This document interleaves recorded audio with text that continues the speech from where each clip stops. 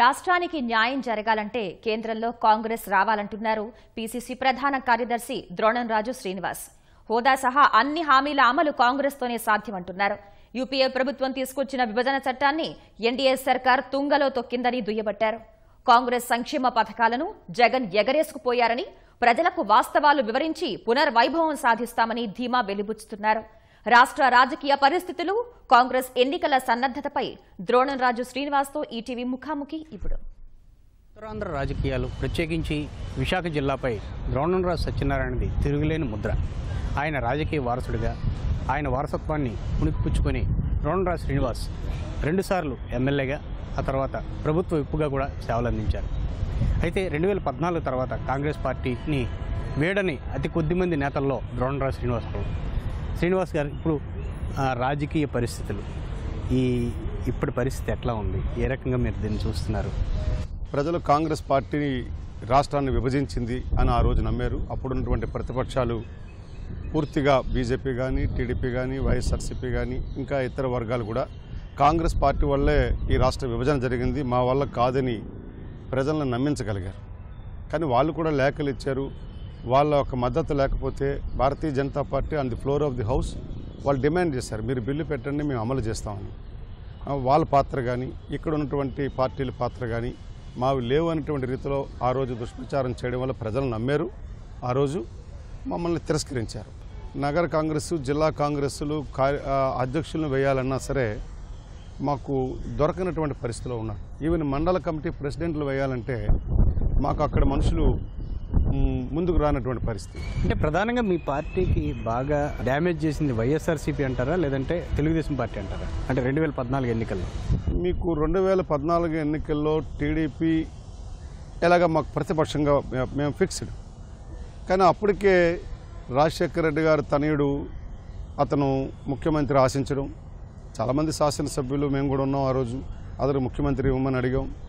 కానీ హైకమాండ్ అప్పుడున్నటువంటి పరిస్థితుల్లో ఇంకా ఆయనకి టైం ఉంది, మీరు అనుభవం సంపాదించుకునే రీతిలో వాళ్ళు కూడా చెప్పడం, ఎందుకనో రాను పరిణామాలు మరి విపరీతంగా మారిపోవడం, ఆయన ఆశించింది రాలేదనేటువంటిది, దక్కలేదనేటువంటి ఒక రకమైనటువంటి బాధో ఆక్రోశమో తెలియదు. కానీ ఆ రోజు కాంగ్రెస్ పార్టీని వీడి వెళ్ళి ఆయన పార్టీ పెట్టడం, ఆరోగ్యశ్రీ కానీ, లేదా ఫీజు రీఎంబర్స్మెంట్ కానీ, రేషన్ కార్డులు కానీ, పెన్షన్స్ కానీ, ఇట్లాంటివన్నీ కూడా ఇవ్వాలి అని ఉన్నటువంటి కొత్తగా ఉన్నటువంటి వాళ్ళందరూ కూడా ఇది రాజశేఖర రెడ్డి గారే చేశారు వ్యక్తిగతంగా అన్నటువంటి భావన కల్పించడంలో వాళ్ళు సఫలీకృతం అయ్యారు. దానివల్ల కూడా మాకు కొంత దెబ్బ అయింది. ప్రత్యేక హోదా అంశాన్ని చెప్పారు కదా, ప్రత్యేక హోదా అంశాన్ని మీరు చట్టంలో చేర్చలేదు కాబట్టి మేము ఇవ్వట్లేదు అన్నది ఒక కన్క్లూజన్ వాళ్ళు తీస్తున్నారు.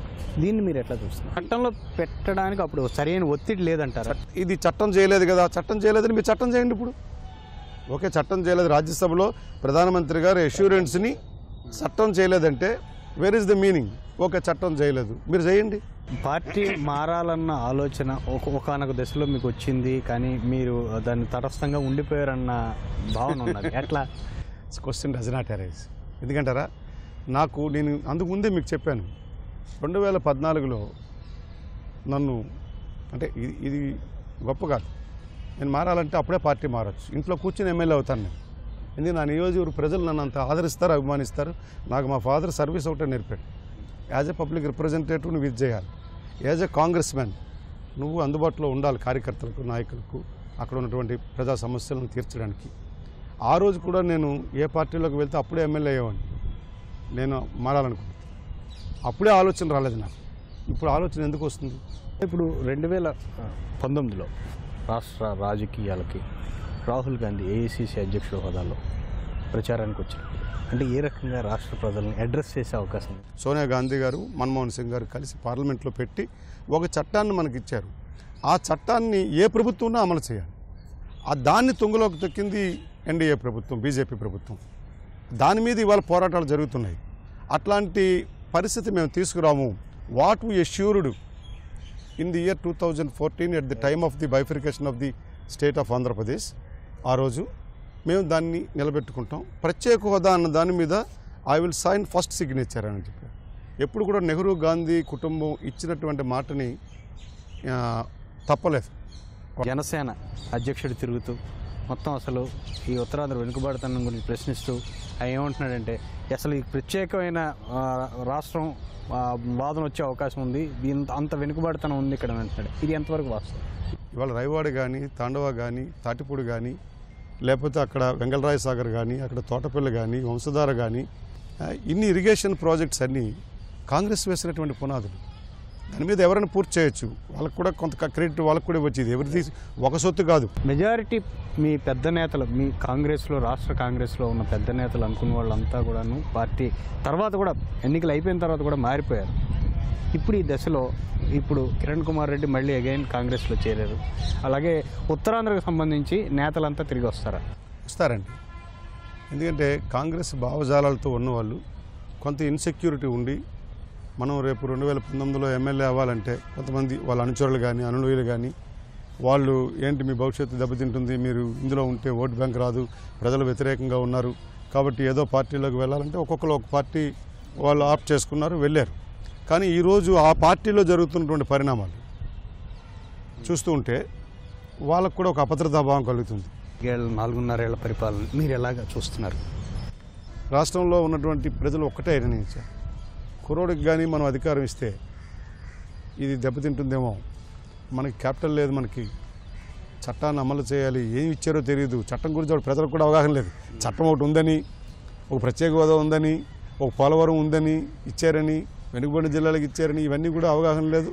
వచ్చింది ఏదైనా చేయాలంటే చంద్రబాబు నాయుడు గారే సాధించి తీసుకురాగలుగుతాడు, కేంద్రం నుంచి నిధులు కానీ, లేదు అప్పుడు యూపీఏలో పెట్టినటువంటి చట్టాన్ని కానీ, ఇవన్నీ కొంచెం సుపరిపాలన అందించగలుగుతాడు. ఇతనైతే ఈ విభజన జరిగినటువంటి రాష్ట్రం, చితికిపోయిన రాష్ట్రం, ఏమీ లేదు, ఇవన్నీ కూడా సమకూర్చగలుగుతాడు నమ్మకం, విశ్వాసం కలిగి ఆ రోజు ఓటు వేశారు. కానీ చూస్తే అతను ఒక్కడు కష్టపడుతున్నాడు, there is no doubt, must accept. But మంత్రులు ఏం చేస్తున్నారు అంటే, కొంతమంది శాసనసభ్యులు ఎన్ని ఆరోపణలు వచ్చినాయి, ఆరోపణలకి ఇవి ఆరోపణలే, ఇందులో పసలేదని నిరూపించుకోగలిగారా? అంటే ఇట్లా జరుగుతుంది. చంద్రబాబు నాయుడు గారు 40 సంవత్సరాలు అనుభవంలో, సో ఒక స్టేజ్కి వచ్చిన తర్వాత ఆయన కూడా ఏదో జాగ్రత్త పడినట్టుకున్నాడు, వార్నింగ్లు ఇచ్చినట్టుకున్నాడు.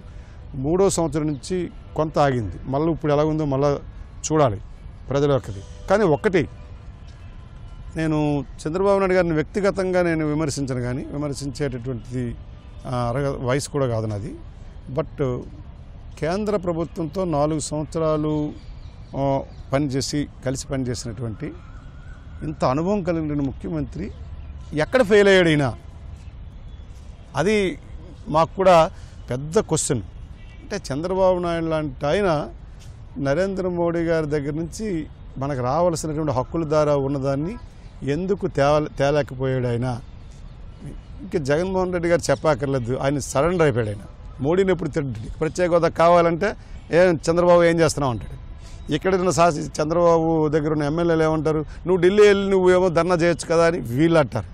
ఈ డ్రామా వల్ల ప్రజలకి విశ్వాసం పోయింది. కాంగ్రెస్ పార్టీ పథకాలని వైకాపా తనవగా చెప్పుకుంటుంది, ఇది ఎంతవరకు ప్రజల్లోకి వెళ్తుంది? ఇప్పుడు ఎవరికో పుట్టిన బిడ్డ నా బిడ్డ అని చెప్పుకుంటే పొరపాటు. అది కాంగ్రెస్ పెట్టినటువంటి పథకాలు. కాంగ్రెస్ పార్టీ వాదిగా ముఖ్యమంత్రిగా ఉన్నాడు కనుక ముఖ్యమంత్రిగా ఆయన ఏమో కార్యక్రమాలు పెట్టారు రాజశేఖర రెడ్డి గారు. ఇది మా నాన్న తీసుకొచ్చాడని ఆరోగ్యశ్రీ ఏమో నా జెండాలో పెట్టుకుని, అలాగే ఫీజు రీయింబర్స్మెంట్ పెట్టి నా జెండాలో పెట్టుకుని, పెన్షన్స్ ఏమో నా జెండాలో పెట్టుకుని, ఇవన్నీ నావి మా నాన్నవని అంటే 67 సీట్లు ఎందుకు వచ్చాయి? రాజశేఖర రెడ్డి కాంగ్రెస్ అనుకున్నారు, జగన్ పార్టీ కాంగ్రెస్ అనుకుని 67 సీట్లు ఇచ్చారు. ఇది ద్రోణంరాజు శ్రీనివాస్ గారి మనోగతం. 2019 ఎన్నికలు కొత్త దశని నిర్దేశిస్తాయి రాష్ట్రానికి అనేసేమో ఆయన చెప్పడం జరుగుతుంది. శ్రీనివాస్తో కూర్మరాజు, ఈటీవీ న్యూస్, విశాఖపట్నం.